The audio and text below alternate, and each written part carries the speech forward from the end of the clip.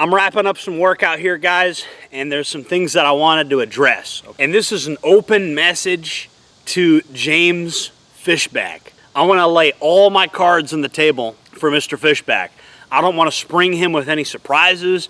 I don't want to do the man dirty, but I want to be very clear about my message to Mr. Fishback, okay? I am a landowner. I am a tax-paying citizen. I'm a social media influencer that has almost as many subscribers as you. My videos get more views than your videos. I'm a businessman. I am a mentor to many young men in this community. I am definitely a valuable, contributing member of society, contrary to what people like the state attorney's office likes to say.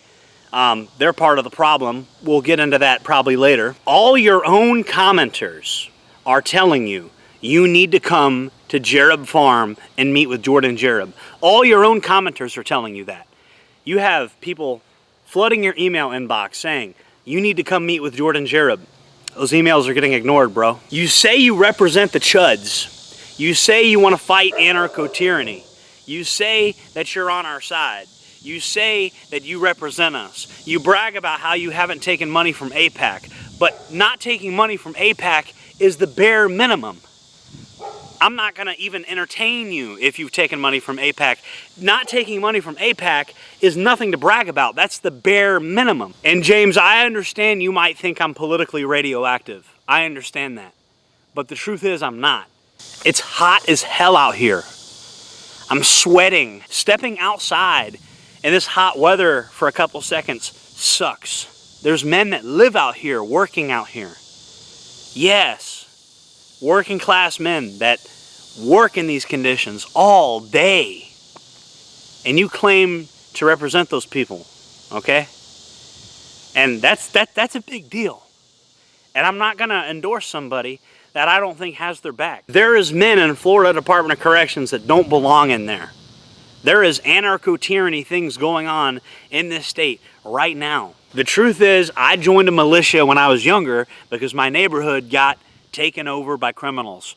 Crime was out of control and the state wasn't doing anything about it. When I took matters into my own hands, I was treated like the criminal. I did this in my early 20s. I'm now 31 years old.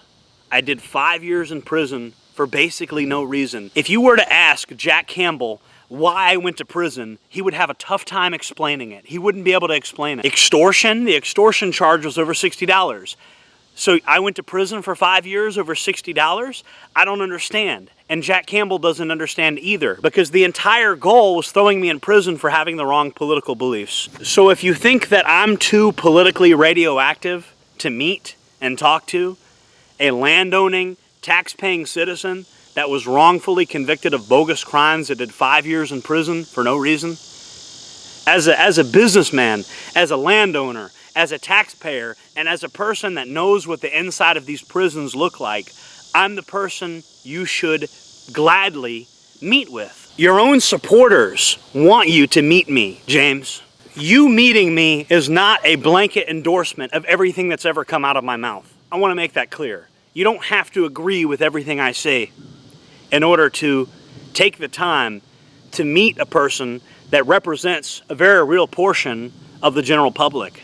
Confidence in politicians and in the political system is at an all-time low. And so, I will not endorse a candidate that doesn't come and speak with me, that doesn't sit down with me and talk with me. I'm not some random guy making YouTube videos with a smartphone that only has 60 subscribers, James. I have almost as many subscribers as you, and my videos get more views than yours. James, I'm gonna give you the benefit of the doubt that you're not ducking and dodging me. I'm gonna give you the benefit of the doubt that maybe you've just been busy. If you're your own man and nobody owns you, the fastest way to prove it is to come to Jereb Farm and talk with me. And I hope you accept my challenge. And I hope everybody watching this doesn't vote for this guy if he doesn't accept the challenge, because we should expect better from our leaders.